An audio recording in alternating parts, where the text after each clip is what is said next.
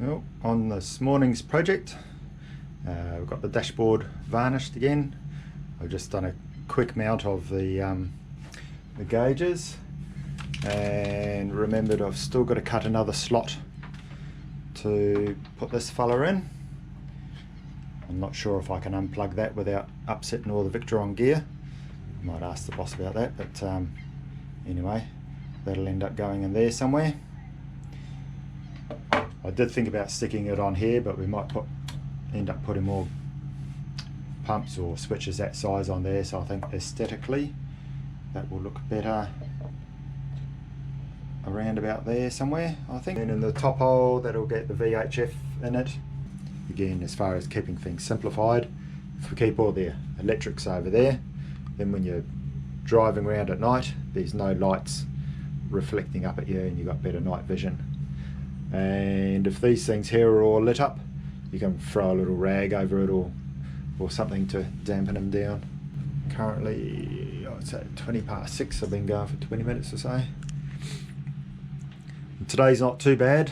It will warm up and become a stinker again, but at the moment it's good, so that's why I'm starting a bit early and getting some work done before I start whinging about the heat. There we go, ready to install. Everything's obviously got to be wired up, so I've only put minimal screws in there so they can be pulled out quickly. And we've got the blue Victron cable rerouted up there into here, and you can come out with a nice new aisle, and there'll be plenty of length to hook it into the back of the controller. Okay, so this is how we put our seat back together. There he goes in there. There he goes in there. Like that. And then he goes over the back.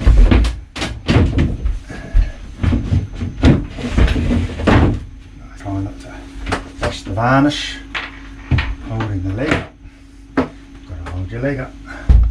Oh. Dip this one down because that's going to be going underneath the new dashboard. That side. Like that. Legs up. Job's done. So then we just need one plate, one leaf in the middle at some stage. But it's better than just having one little opening to get to the engine.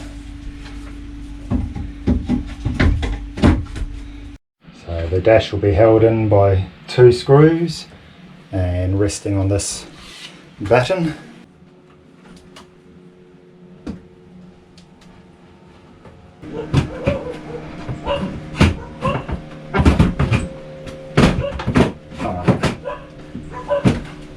It's in there.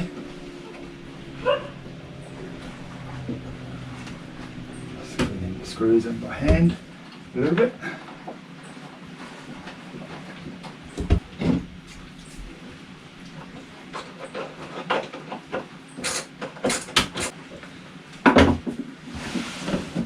That'll do the trick, shouldn't it? All that wiring underneath will be taken care of eventually, but I think that blends in and still gives enough room to open the locker door. So there's the wheel on and the new dash. Does the trick. Boss had a look at it, so that's alright. Is it all wired up yet? Anyway. So we're back in the shower with the tray that the generator will be sitting on. Got some fiddles on the front and the back, so I'll go and install them now. Alright, so that's those leaves in, and it's still not tied down, not that it's really going to go anywhere. Now time for a deck wash hose pipe thing. Okay, and just like that, deck wash teed into there One goes to inside and the other one goes up. He wants it out that hole. So he's got the deck wash hose outside with fresh water.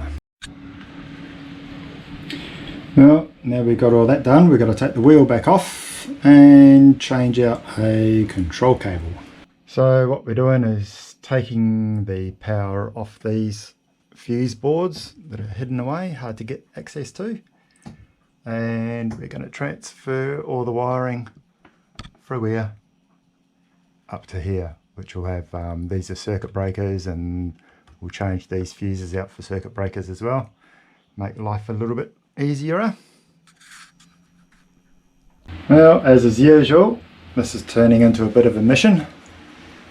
The plan was there were wires going to these fuse boxes over there, and to get them to where they could fit onto the dash, I would have had to have extended the wires. So I decided to trace them back, which of course means pulling the boat apart again, and pulled them back, cables back through here, back into the switchboard. Found that one of them was on about 4 different circuits and another one was chafed and all of that sort of stuff. So I've got 2 main power leads coming in at the moment, and probably may end up with one more, but they basically come off separate circuit breakers now and go up over the top of all the steering gear and out here, which means instead of having to extend the wires, I've actually ended up with lots left over, so that's less distance that the power's got to travel and power loss and all of that sort of stuff. And I think it'll be a bit easier to be able to put the dash back in, just to have the wires coming out of here. Some will still be coming from this direction, just because like the antenna, and there's a ground wire there and something or other else. Finally at the end of another day, got some de-wiring done. There was a lot of wires running it through the back of there, and I've disconnected all of those, but haven't got time to, can't be fucked taking them off today, so that'll be tomorrow's job. Rerouted wires up through here, still may put one more in, and just done the main power wiring for what will be accessory switches and bilge pumps, and there'll probably be, I don't know, a USB thingy or something or other else in there. But that's pretty much done, so that'll be able to go like that and go away, which will be quite nice. Got to try and put the brothel back together again, try and turn it back into a boat. I like to, well, the floors have been up for quite a while, the sole plates there.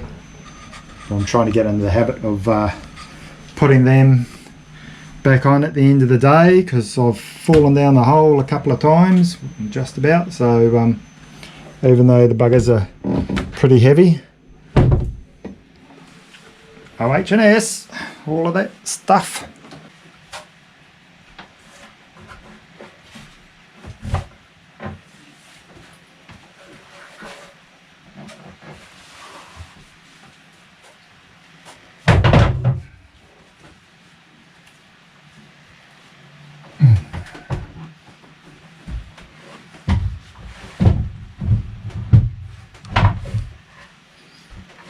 Get me out.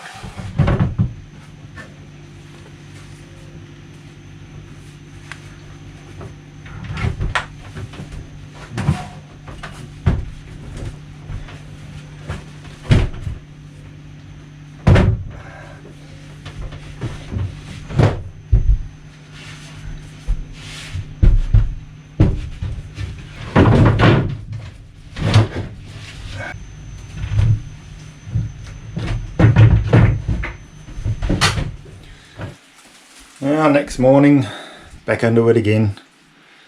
So I want to get those fuse boards out of there.